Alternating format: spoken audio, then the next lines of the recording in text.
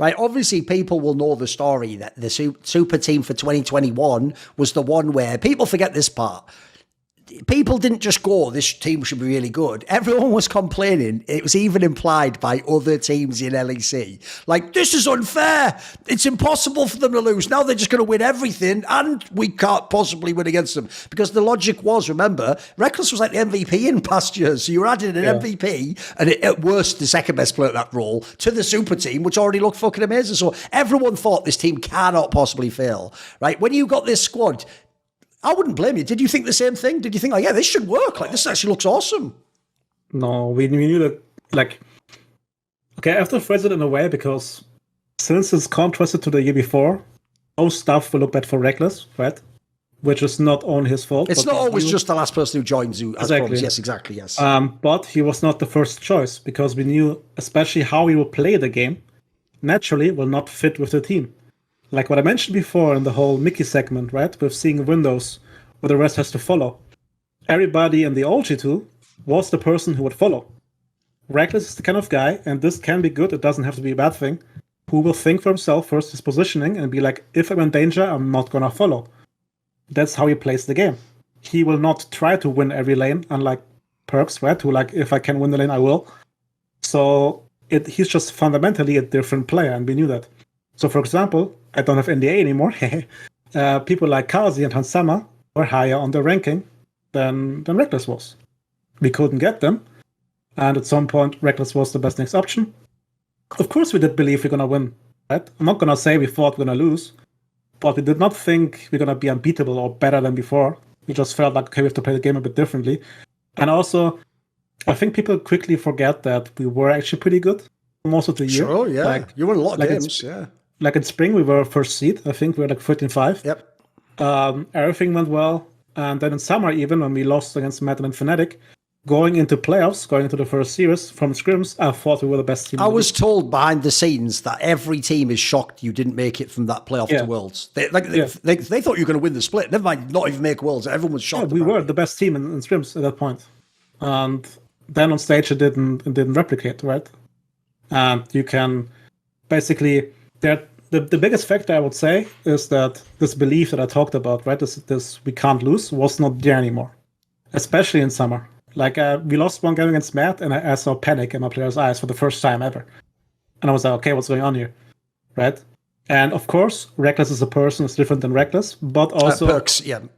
You said Rekkles twice, yeah, but I know what you mean. Yeah, sorry. But also, it's hard to have the same influence as a teammate and coach if you know each other too well, right?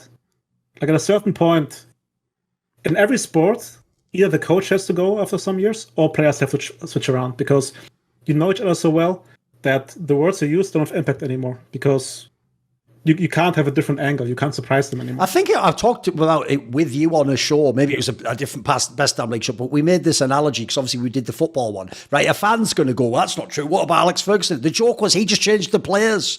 Like instead of him getting fired, he changed the players. I mean, it was like 5 years was his logic, wasn't it? Yeah, like what you're talking about is a very key concept because the premise goes Look at Liverpool now. Once it's the same thing. When they fire him, it's just logically he'll have come to the point where it's nothing left to change. People have heard every fucking speech. There's just like eventually you just hit a wall, right? Eventually, exactly. Yeah.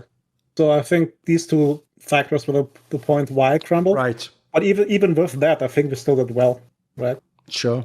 It's just that for some reason we couldn't, especially in summer, show it. And again, the whole panic thing was something I didn't experience before with the team. And also, to be fair, I was unequipped at that point to deal with it because I hadn't gone through it. Like I was blindsided basically by being like, oh wait, they actually think they can lose for the first time I've ever seen them. And maybe if I'm more experienced or a better coach, I would have been able to make a speech or whatever. Like it doesn't have to be a speech, but like bring them back, and I couldn't. So that's my fault. But it's not like the team was horrible and Rekkles didn't perform. It's just that the play style was not fitting, especially also. And this is something that you can see on picks, right? When we were at the best, it was Kai'Sa and Xayah meta. And Ezreal was kind of good as well. Picks that are really good at fending for yourself if your teammates abandon you. Which in G2 we did, right? We just, we see something, we dive in, we kill someone.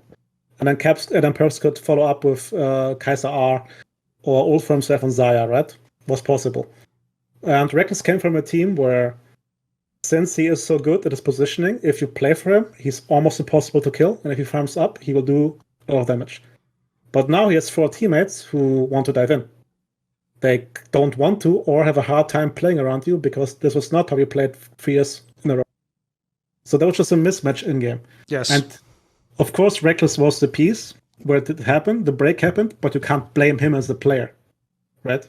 No, that's actually something I wanted to make a point of, actually, which is, remember, he did win the fucking Spring Split MVP. Like, that means he was voted on by his peers and the media and everyone. They said he was the best player. So obviously at ADC, he was a very good ADC. The problem is, when you look back now, and this is only in hindsight, I could say this, I thought this team would win everything as well. The part that doesn't make that much sense is, he is essentially like the very prototypical ADC of like, just leave me in lane, I farm up, I get to the team fight, then as you say, you peel for me and I'll do all the damage within the damage cone, and I won't let myself die, I'll do a really good job. But the problem is, your team was like the LPL team. It was like we're all fighting and skirmishing and everyone's going in.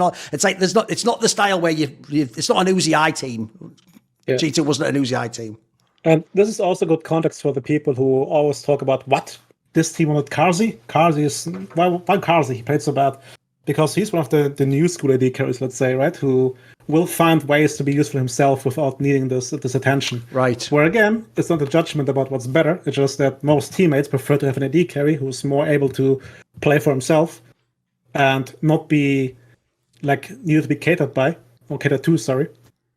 That's why people like Carzzy, because he is that kind of guy who, even on Atheos, will flank himself if he needs to, right? He doesn't care. So that's also context for that regard, why he is rated so highly. One thing I would ask is this, though.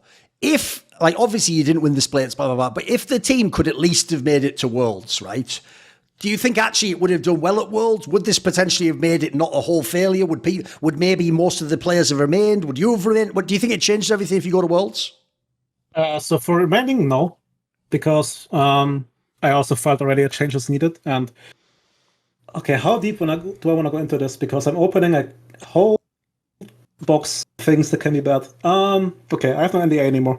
Basically, there's a policy with most companies, right, and sports as well. They don't want to have you on a 1-year contract because by the end you can leave for free. You are monetary value for them, which is fair. That means we had offers as a team. Oh, okay, actually, by the way, this is something as a context as well, which will not be the only reason we lost in spring. But as an org, don't start negotiations in the middle of playoffs, please. Because that's what happened. And Caps and Mickey especially were extremely tilted by it. Oh, because word got back to the players. No, the org was talking to players, to everybody. Oh, right. They were negotiating with them during the whole team. Right. The whole team. Wow. And again, which is really bad, is basically you get a pistol on your head to say, you don't sign, we're going to sell you. In the middle of playoffs, which is something nobody appreciates.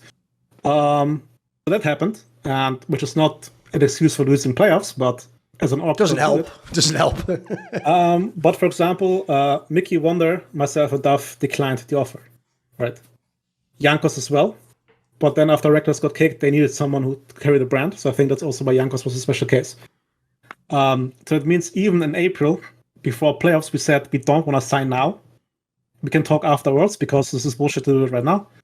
Which also means that Wonder, Mickey, Duff and me were prepared to go. And as I mentioned before, as a coach, I could see it. I could see that I don't have the impact anymore on my players because we're, for the 4th year, like Wonder and Jankos 4 years, Caps Mickey 3 years, right, going into it. So I felt like a change could be needed at some point. Of course, then with not going Worlds, it made it really easy for parties, especially for G2, to then say, you're out. And then even easier if you have an NDA from the org, that the owner comes out and says, we kicked them. Which is not the entire truth, right? Like clever to make an AMA and then curate the questions that come in.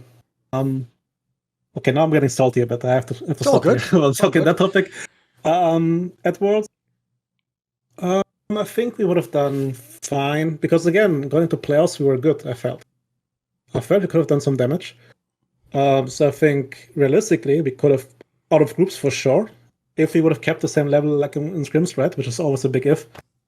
But I wouldn't say this was the roster that could win Worlds at that point because again, even if you ignore the whole Rekkles topic, and of course he's the biggest topic because he's the new player, the interactions between, let's say, Wonder and Jankos and Caps, Wonder and Caps kind of got stale, right? Because again, you got through everything already. You discussed every topic a million times. So this whole, like, you need conflict in a team, basically, right? To grow. And Rekkles, for example, doesn't bring conflict. And at that point, I think Jankos and me tried at some points, but again, like, if the players know you, there's no conflict to bring. And conflict doesn't mean to shit talk each other, it just means to create an idea or to bring something new in, right? I mean, I know that people describe it often, it's like a tension. You need like some tension, right? As you're saying, if you really know the guy too well, you went through everything. If you did some of the tricks he did in the first few years, like, it wouldn't matter if the person was like, I'm really mad about this. Like, no, you're not. You just, it doesn't fucking matter, does it? Yeah, Nah, exactly. You know me, exactly. Yeah. Also, by the way, if people want to know some of the, like, he didn't go super ham, but he gave some revealing comments on the Best Damn League show, which I'll link in the description, where we talked about the Rekkles topic anyway, so we won't go super deep on that one. See more cool, funny, interesting clips based on topics from my content? Well, subscribe to this channel then, or, be a pleb and don't.